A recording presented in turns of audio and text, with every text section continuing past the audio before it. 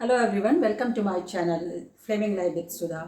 अगर आपने मेरी प्रीवियस वीडियो देखी है तो उसमें मैंने हक्का नूडल्स की रेसिपी शेयर की थी और चावल का आटा घर पे आप कैसे तैयार कर सकते हैं जो बाहर के कंपेयर में काफ़ी आपको अच्छी क्वालिटी का मिलेगा।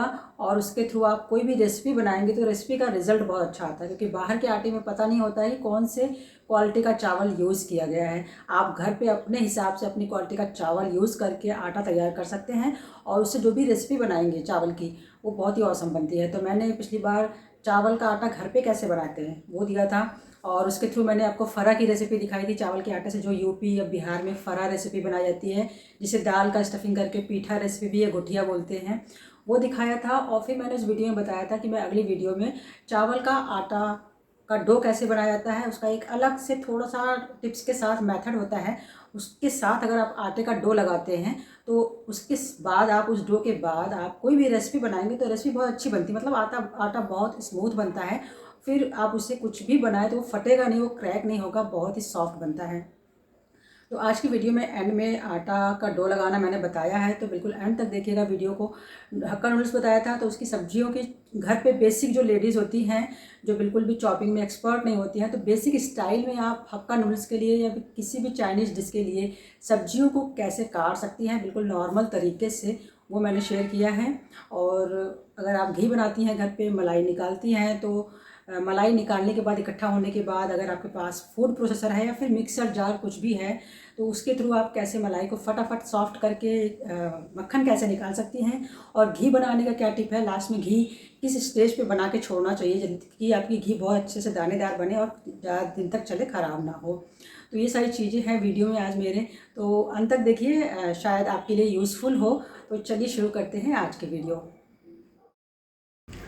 तो सबसे पहले यहाँ पे सब्जियों की कटिंग देख लेते हैं। तो यहाँ पर मैंने लिया है सबसे पहले गाजर, जो गर्मियों के सीज़न में इस तरह का ऑरेंज कलर का मिलता है। इसे पील ऑफ कर लिया है, वॉश करके किया था पील ऑफ। पीछे का और आगे का पार्ट कट करके निकालेंगे और एक पतली सी स्लाइस निकाल दी है ताकि आप इसका बेस एक बन सके फ्लैट, और आप इसे चॉपिंग बोर्ड में रखेंगे। चॉपिंग फ्लैट वाला जो बेस है चॉपिंग बोर्ड की साइड रखेंगे और इस तरह से डायगनल शेप में आप इस तरह के पतले पतले स्लाइसेस काट लेंगे। जो एक पतला हिस्सा पहले निकाला था उसे पतले पतले स्लाइसेस में लेंथ वाइज मैंने काट लिया है। डायगनल शेप जब आप गाजर का काटना शुरू करेंगे तो जहाँ से मोटा हिस्सा गाजर का शुरू होता है वहाँ से शुरू करेंगे और पतले हिस्से तक इसे काट लेंगे। आप क्या करेंगे, आप डायगनल शेप में कटे हुए पीसेस को 2 या 3 पीसेस लेंगे और उसे इस तरह से एक के ऊपर एक अरेंज करके इस तरह से बहुत ही थिन लेंथ वाइज स्लाइसेस में काटेंगे, जिसे जुलियन कट कहते हैं और इसे किसी भी चाइनीज़ डिश के साथ यूज़ किया जाता है। तो बहुत आसान तरीका है इस तरह से किसी भी नूडल्स रेसिपी को बनाने के लिए इस तरह से स्लाइसेस को अरेंज करना, और 2 से 3 स्लाइसेस आप ले सकते हैं और इस तरह से बिल्कुल जुलियन कट कर सकते हैं, जिसे मैच स्टिक कट भी कहते हैं। और यहाँ पे पत्ता गोभी लेंगे। पत्ता गोभी वॉश कर लिया है, इसके ऊपर की जो परतें होती है जो बहुत ज़्यादा खुली होती है वो हटा दिया है, पीछे का मोटा स्टेम काट के निकाल दिया है, हाफ कट करेंगे।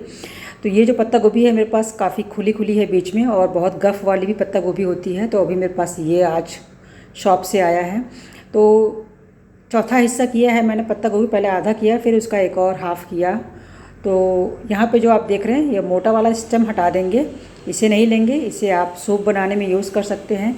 थोड़ा सा हाथ से हथेली से प्रेस करेंगे, इस तरह से चाकू रख के भी आप इसे थोड़ा सा प्रेस करेंगे ताकि ये फ्लैट हो जाए, और इस तरह से लेंथ वाइज आप बिल्कुल पतले स्लाइसेस में इसे कट करेंगे। जितना पास से आप इसकी एजेस को लेंगे उतने ही ये पतले स्लाइसेस में कटेंगे और लेंथ वाइज काटेंगे।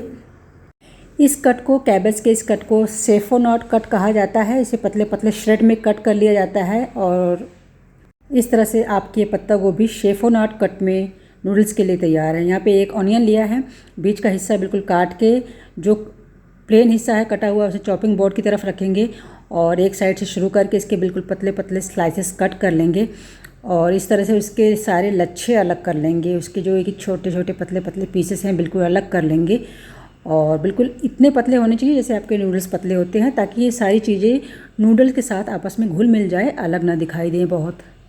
शिमला मिर्च देख लेते हैं। शिमला मिर्च का आगे और पीछे का बिल्कुल पतला पतला हिस्सा हटा दिया है और एक बीच में यहाँ पे स्लिट किया है, और इस तरह से स्लिट के अंदर चाकू डाल के घुमाते हुए इसका अंदर का कोर निकाल देंगे, सीड वाला पार्ट।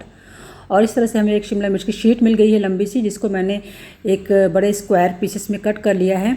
अब जो आपके पास पीसेस मिले हैं तो जो स्किन वाला साइड है उसे आप चॉपिंग बोर्ड की तरफ रखेंगे और लेंथ वाइज या विथ वाइज आप जैसा चाहें उस हिसाब से पतले स्लाइसेस के इसे कट कर लेंगे।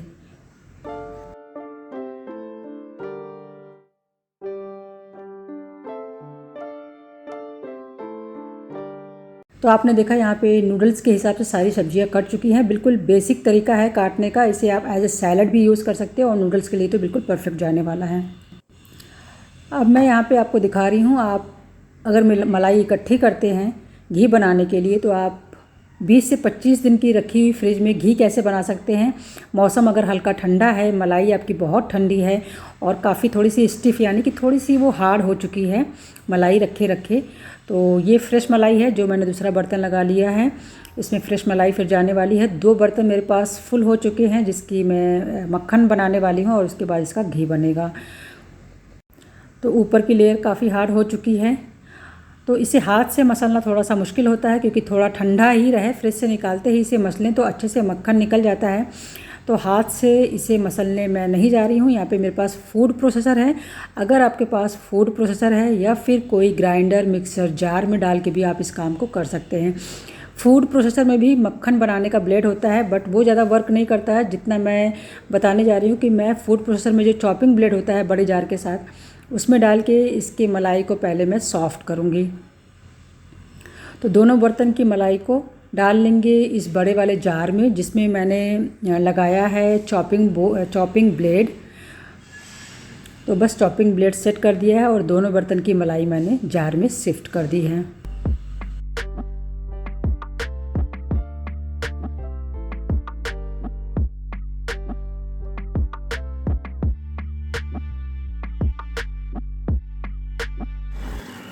इसका ढक्कन लगा के कुछ 4 से 5 मिनट हम इसे चलाएंगे।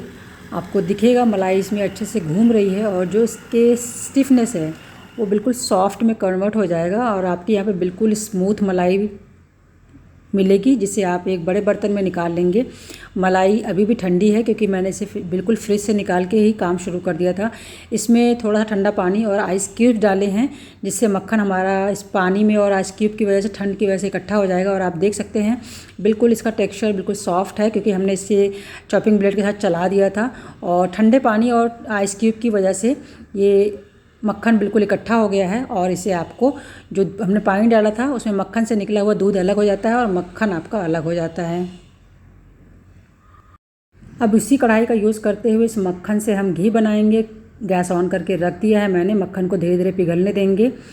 जो आइस क्यूब हम ठंडे पानी का यूज़ करते हैं वो बहुत ज़्यादा गर्मी या मीडियम गर्मी में, ठंडे मौसम में मक्खन निकालने के लिए हल्के गुनगुने पानी का यूज़ किया जाता है, फिर आइस क्यूब का यूज़ नहीं किया जाता है। तो अभी हल्की सी गर्माहट थी मौसम में तो मैंने ये मक्खन में आइस क्यूब यूज़ किया था। मक्खन पिघल चुका है और जब मक्खन आपका बहुत गाढ़ा होता है तो चलाते रहना है, नहीं तो वो कढ़ाई के तले में लग जाता है।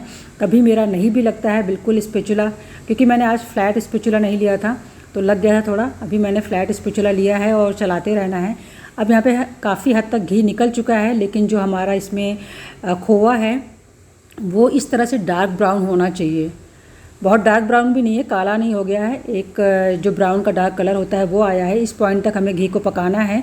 इस जो खोवा है इस कलर में आने के बाद अगर आप घी बनाते हैं तो आपका घी दानेदार बनता है, बहुत अच्छी खुशबू के साथ बनता है और महीनों आप सालों रखें इस तरह से बना के तो घी ख़राब नहीं होता है। तो यहाँ पे मेरा घी तैयार है।